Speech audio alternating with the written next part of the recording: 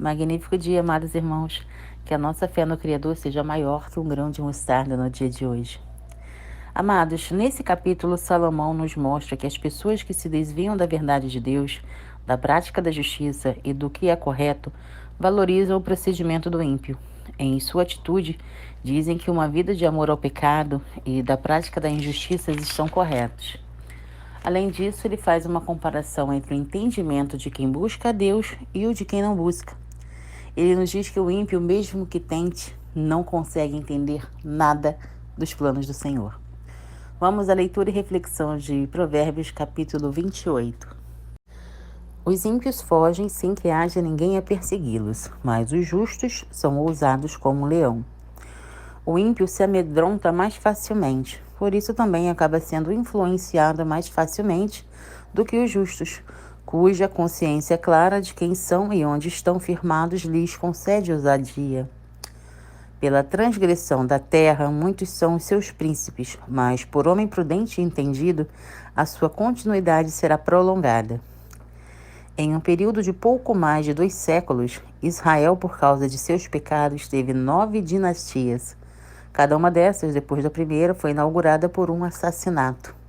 Em 3 séculos e meio, Judá, por causa de Davi, teve somente uma dinastia. O homem pobre que oprime os pobres é como chuva impetuosa que causa falta de entendimento.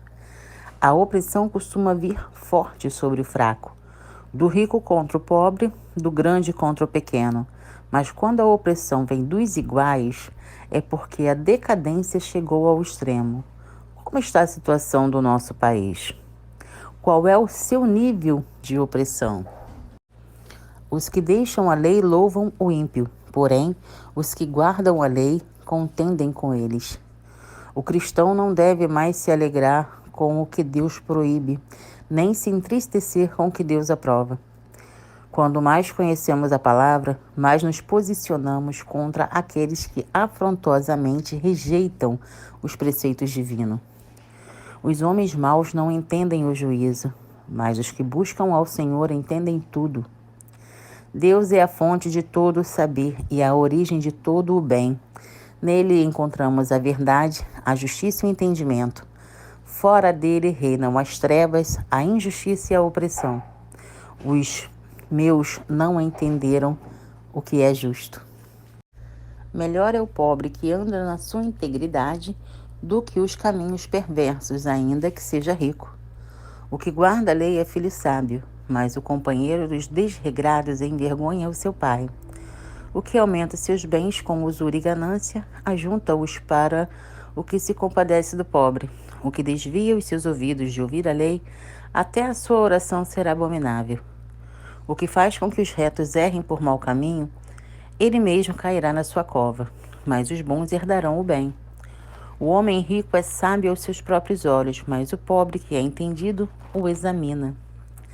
Provérbios apresenta uma lista de qualidades que edificam a pessoa, independentemente das circunstâncias externas. É assim que funciona o universo. Já o caminho das más escolhas conduzirá a perdas e danos. Quando os justos exultam, grande é a glória, mas quando os ímpios sobem, os homens se escondem. Quando os perversos ascendem ao poder, o povo teme e foge. Um governante íntegro alegra o povo e é um instrumento de Deus. Um governante perverso é uma tempestade de maldição. O que encobre as suas transgressões nunca prosperará, mas o que o confessa e deixa alcançará misericórdia. O pecado é maligno e conduz à destruição.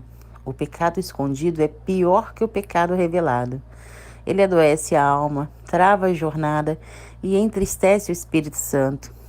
Quem confessa e abandona o pecado tira um fardo das costas e encontra à sua frente não somente misericórdia, mas também restauração. Bem-aventurado o homem que continuamente teme, mas o que endurece o seu coração cairá no mal. O temor do Senhor é o princípio da sabedoria.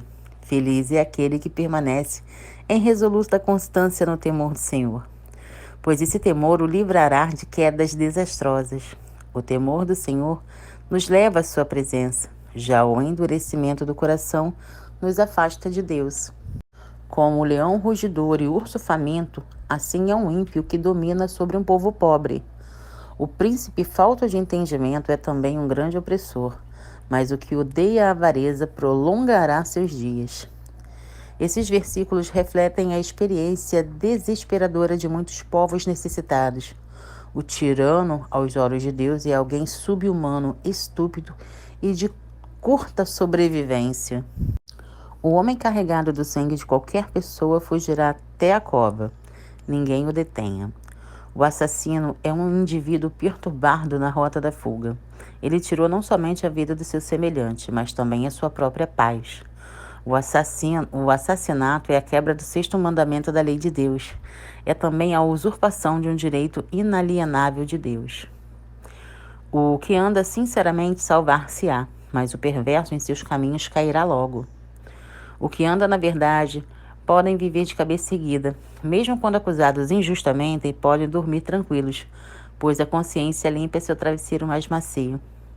Já o perverso caminha por uma estrada sinuosa e cheia de armadilhas. Ele em breve cairá em algumas dessas armadilhas. O que lavrar a sua terra virá fartar-se de pão, mas o que segue os ociosos se fartará de pobreza.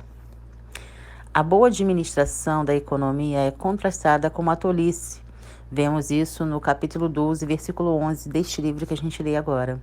E seus resultados: comida com fartura é justaposta da forma irônica como se fartar de miséria. O homem fiel será coberto de bênção, mas o que se apressa a enriquecer não ficará impune.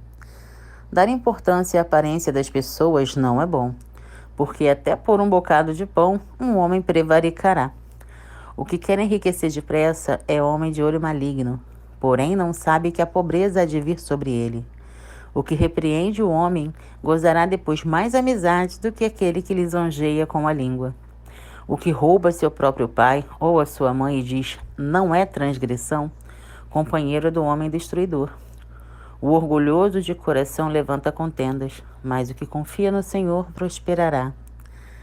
Quem tenta enriquecer-se depressa está sujeito a escolher o caminho dos ganhos desonesto. Já o fiel talvez não colha riquezas materiais, mas será ricamente abençoado. A confiança em Deus é a certeza que torna a vida do cristão, tanto o mal quanto a avareza, desnecessária. O que confia no seu próprio coração é insensato, mas o que anda em sabedoria será salvo. O coração não é um bom mestre, ele é enganoso. Confiar no que diz o próprio coração é uma escolha tola. Sabedoria é olhar para a vida com os olhos de Deus, tomar decisões com base na palavra. A autoconfiança é insensatez e ela produz a queda. Quem dá ao pobre não terá necessidade, mas o que esconde os seus olhos terá muitas maldições. A generosidade é o caminho mais seguro para a prosperidade. A alma generosa prosperará. Quem dá ao pobre não passará necessidades. Dar ao pobre é entender que os bens que Deus nos dá não devem ser retidos com usura, mas distribuídos com generosidade. Quanto os ímpios se elevam, os homens andam se escondendo, mas quando perecem, os justos se multiplicam. Um governante se torna um carrasco quando esmaga o povo com tributos abusivos, quando ignora as minorias e se move conforme seus próprios interesses. Governantes opressores só trazem alívio ao povo quando saem do poder. Conclusão, amados. Quando comparamos o que Salomão diz aqui com as palavras que o apóstolo Paulo falou lá em 2 Coríntios capítulo 4, versículo 4, veremos que ele tem razão. Paulo diz que o diabo cegou o entendimento dos ímpios, de forma que eles não compreendem a vontade de Deus. Até a sua oração é detestável ao Senhor. Até que sejam palavras de arrependimento, o ímpio não será ouvido. E, em contraste, estão os justos. Eles entendem a vontade de Deus e estão continuamente sendo aperfeiçoados nela. Como vemos também lá em 1 João, capítulo 2, versículo 20, estes oram segundo a vontade e a palavra do Senhor em nome de Jesus. Por isso são ouvidos constantemente. Daqui a gente tira o poder da oração do relacionamento com Cristo.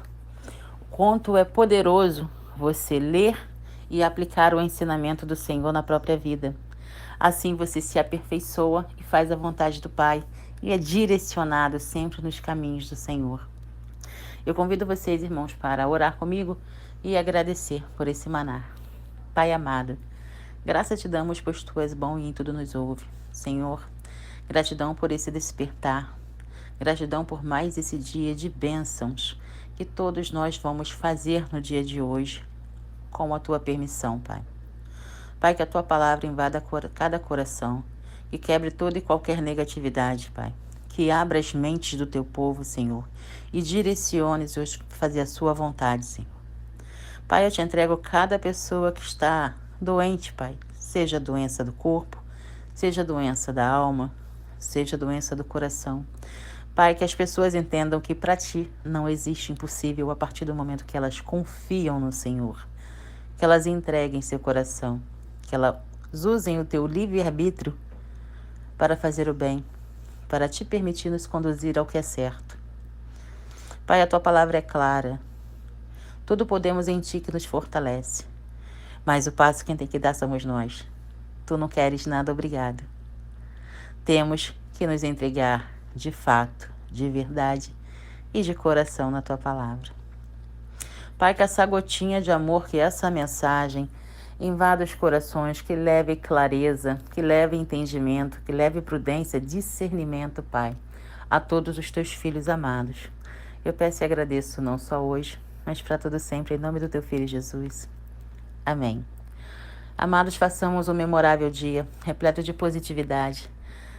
Não se esqueça que, independente da situação que você vive hoje, está nas suas mãos governar e fazer um dia memorável. Papai do céu já nos capacitou. A resposta da tua, da minha, da nossa oração, Ele já nos deu só pelo fato de nos permitir acordar. A resposta do Senhor te acordando é como se Ele falasse: filho, filha, o que tu queria, a resposta sobre a tua oração? Vai lá, você tem o dia inteiro para buscar o que tu queres, para ter acesso ao que tu queres. Mas lembre-se, toda oração, ela só é ouvida e atendida se for trazer benefício, se for bênção na tua vida e principalmente na vida dos teus irmãos. Então saibam exatamente o que pedir. Sejam positivos, sejam generosos, sejam amorosos. Compartilhe essa mensagem, vamos levar a palavra do Senhor e vamos fazer a nossa boa obra.